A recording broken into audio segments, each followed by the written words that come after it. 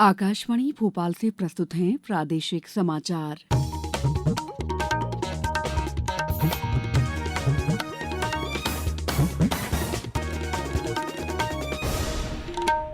नमस्कार, समाचारों के साथ मैं दीपा सिंह।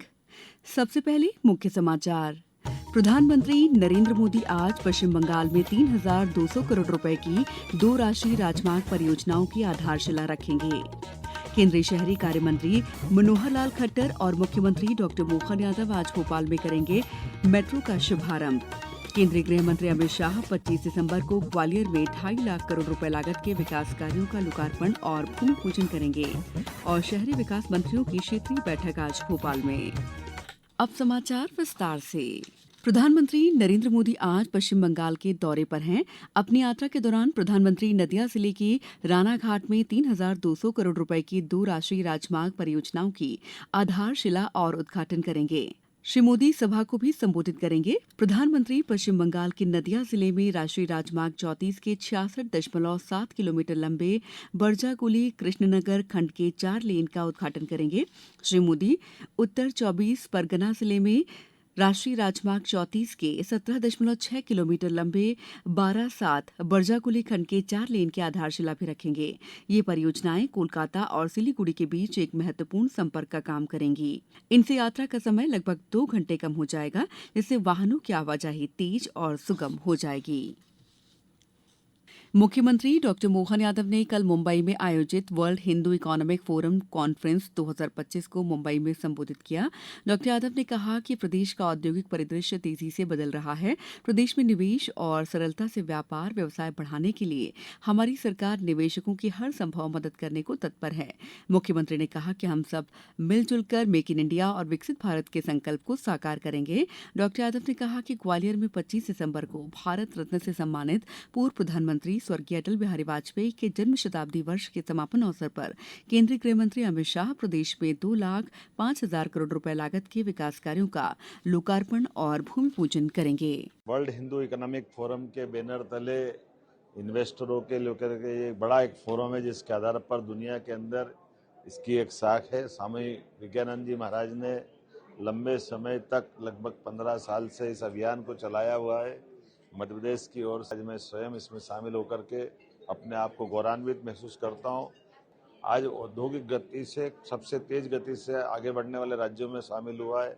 हमारे अपने राज्य के अंदर लगभग जीआईएस में तक 30 लाख करोड़ के निवेश के प्रस्ताव मिले, जिसमें 8 लाख करोड़ के प्रस्ताव हमारे जमीन पर अर्थात धरातल पे उतर चुके हैं। अकेले 2.5 लाख करोड़ के निवेश का भूमि पूजन करने या लोकार्पण करने माननीय गृह मंत्री जी 25 दिसंबर को मध्य प्रदेश की धरती पे आ रहे हैं। मुख्यमंत्री डॉक्टर यादव ने कहा कि राज्य निवेश, उद्योग, कृषि, ऊर्जा और पर्यटन के क्षेत्र में तेजी से उभर रहा है। प्रदेश में कभी भी औद्योगिक बाधाओं की शिकायत नहीं रही। हम निवेशकों को हर जरूरी प्रोत्साहन, न्यूनतम दर पर भूमि, मदद और मार्गदर्शन भी मुहैया करा रहे हैं। मुख्यमंत्री डॉक्टर यादव ने कहा कि innovation, prosperity and self reliance, India path to global leadership जैसे विषय पर ऐसे समय में संवाद हो रहा है जब भारत केवल उभरती हुई अर्थव्यवस्था नहीं बल्कि विश्व को दिशा देने वाली शक्ति के रूप में स्थापित हो रहा है। राष्ट्रीय मानवाधिकार आयोग ने मध्य प्रदेश के सतना में कम से कम 6 बच्चों के एचआईवी से संक्रमित होने की घटना पर सभी राज्यों और केंद्र शासित प्रदेशों के मुख्य सचिव को नोटिस जारी किया है। बताया जा रहा है कि ये बीमारी राज्य के एक जिला अस्पताल में रक्त आदान के दौरान हुई है। मीडिया रिपोर्टों का स्वतः संज्ञान लेते हुए आयोग ने 4 हफ्तों के अंदर विस्तृत रिपोर्ट मांगी है। समाचारों में वक्त है ब्रेक का।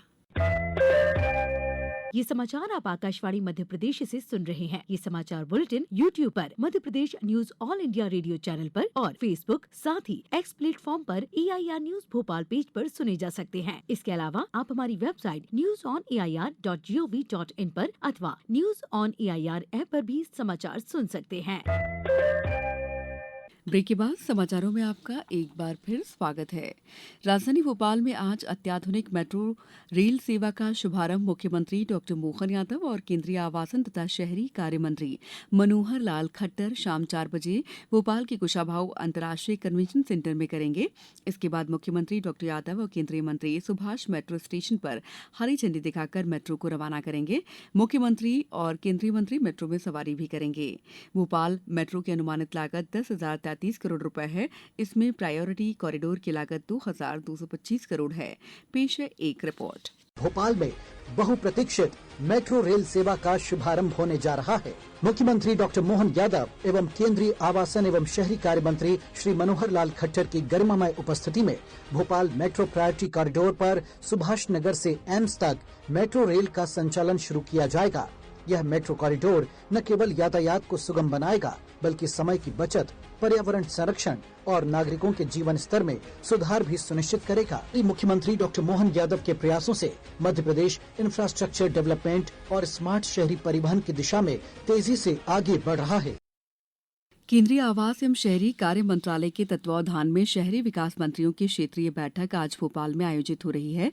बैठक का मुख्य उद्देश्य प्रमुख शहरी विकास योजनाओं के प्रभावी क्रियान्वयन के लिए केंद्र और राज्य सरकारों के बीच सहयोग और समन्वय को सुदृढ़ करना है।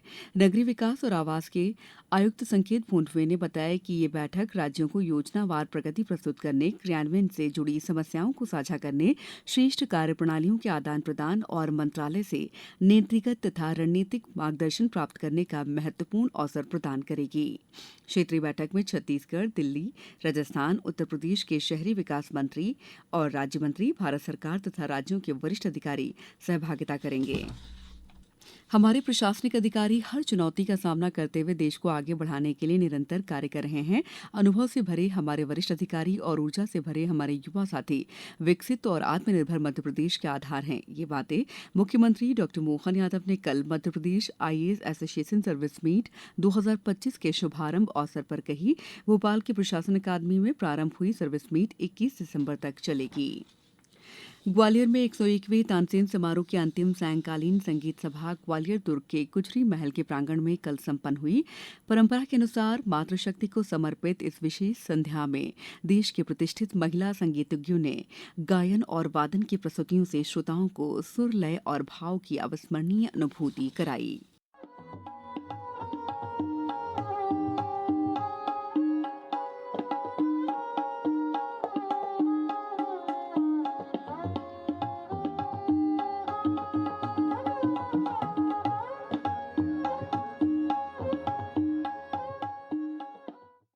आपको समाचार संक्षेप में। उप मुख्यमंत्री राजेंद्र शुक्ल ने कहा है कि विंध्य का व्यापार मेला सतना की विशेष पहचान बन गया है।